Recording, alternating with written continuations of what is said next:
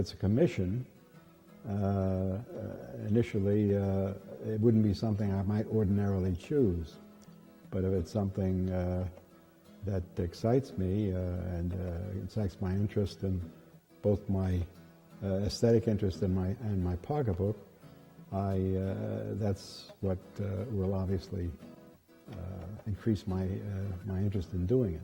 When it's something I decide to do, it's not necessarily commissioned, as when I went to Auschwitz in Germany and saw the death camps and saw some of the Holocaust memorial sculpture that was being made around that time. I was very moved by that experience, and I felt I wanted to express it in sculptures. If I do a figure portrait of somebody that I like, whose body language is interesting, how they move, how they talk, their expressions, if they pose for me, that gives me a lot of pleasure. And especially if they pose live and it's not from photographs. There's a lot of interaction between us, and the sculpture is less intellectualized because you're not constantly examining pictures. You're looking at the person and you're almost working. The eye-hand coordination is much faster and it's much more exciting.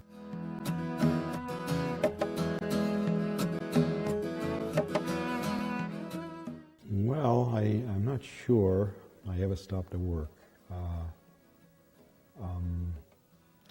I might just shove it aside, and it may lie there for years, and I may never get back to it, but I don't actually destroy it.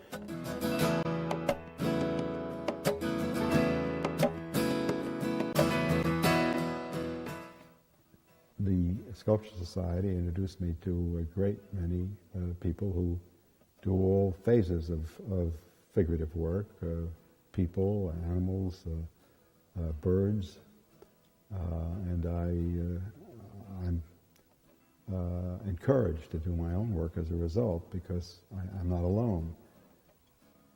When I first joined the society, it was still, figurative work was still very much frowned upon, shall I say, by the art establishment. And to find great numbers of younger people as well as older ones who were as enthusiastic about figurative work as I was a great help for solidifying my own feelings about whether I was on the right track in terms of the course I had chosen to principally be a figurative sculptor.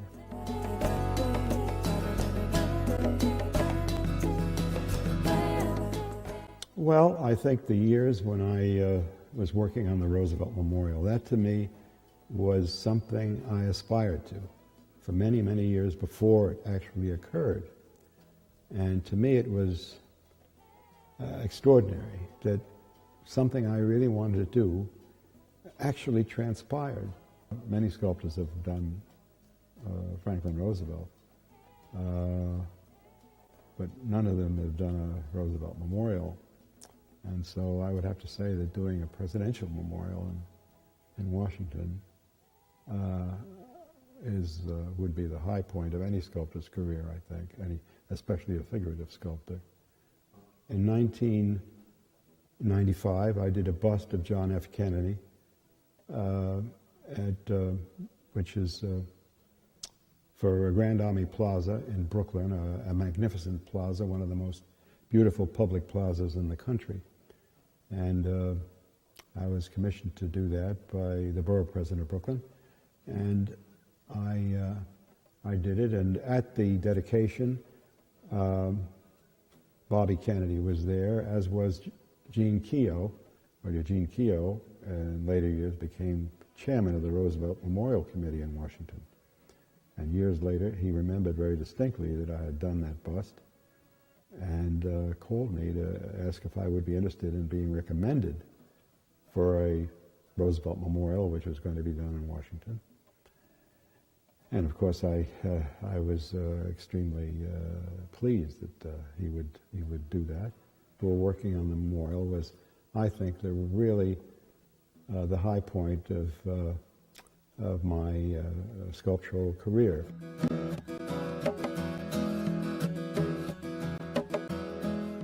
Well, the first steps are to get as much information on that individual as I possibly can. Background, usually if there are books, histories, I try to read them. I try to read what this person accomplished in their lives. And then, of course, the next thing is photographic material that I can work from, because generally these people are no longer alive. It's not my preferred way of working, but obviously you have no other option when the person you have to portray is no longer alive. So how to keep it from looking stilted or two-dimensional is the challenge, really. And so these days I sort of make a wooden mannequin,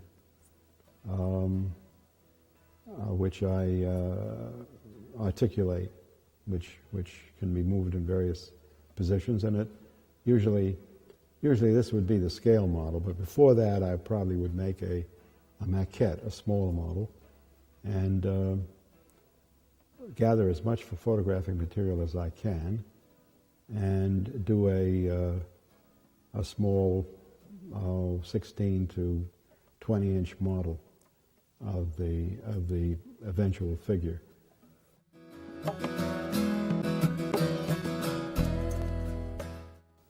Usually I work on one piece, and if I'm very involved with one piece and I was working on something else, I generally put it aside, and sometimes I never get back to it. As a result of that, I've got a number of pieces here which I'm going to try to finish now. And commission work, I generally work on that one thing, because usually there's a deadline involved, and they don't give you as much time as you would like, so you really do have to concentrate to get that job done in time for its dedication.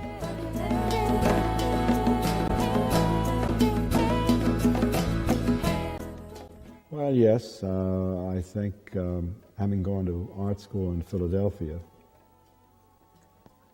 there was an excellent Rodin Museum in Philadelphia. At that time, it was the only museum in the country dedicated to Rodin, and it had many of his early plaster works, or casts of his early works in plaster. It had one of the versions of the Gates of Hell, one of the three versions. One was in Tokyo, one was in Paris, and one was in Philadelphia.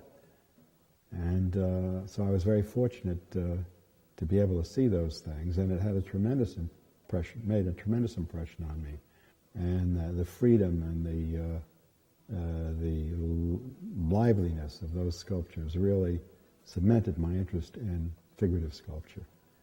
Of course, Michelangelo, not the muscles of Michelangelo, but Michelangelo's compositional abilities influenced me. His use of triangles and how he organized space.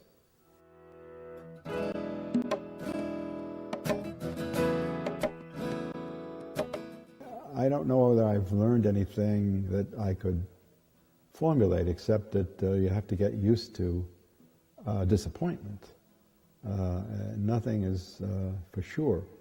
One of my biggest disappointments was the figure of Frank Sinatra, which was going to be on Broadway. So that was going to be a figure in the heart of New York, in the heart of America, in the heart of the world, actually, Times Square. What could be a better location for a sculpture? So it is a very disappointing thing, but it happens all the time. There have been many, many other instances of works that were started, that were exciting works of important people that were going to be in interesting places, that were discontinued for one reason or another. It is a disappointment, there's no question about that, but it's something you have to, it's like actors, lining up for a theater performance and or a film, and there'll be 1,000 people who show up and they need 5. So it's something that you have to get used to.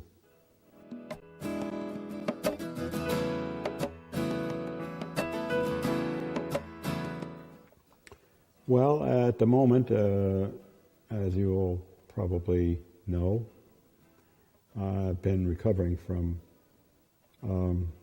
serious surgery, medical accident, for a year. It's exactly a year now. And I had to learn to walk all over again and build up my strength, and I'm still in therapy. So I don't know whether I want to get involved in something that's big and complicated at this point. There are lots of smaller works that I had put aside to work on commissions, and many of them need to be finished. They've been sitting in clay for years waiting for me to get back to them. I generally don't compete. I get lots of questions, invitations to present a proposal along with 50 other sculptors. And I don't do that anymore. I mean, I may have done it years ago, but I don't do it now. Generally, the commissions I get are because they want me to do it, or there may be one other person involved, or 2 or 3. If something like that, I would do. But if it's an open invitation to a dozen people, I don't. It's just a waste of time, as far as I'm concerned. But that wouldn't be true if I were 30 years younger. I would probably, if it was something I was really interested in doing, I would probably compete in a situation like that.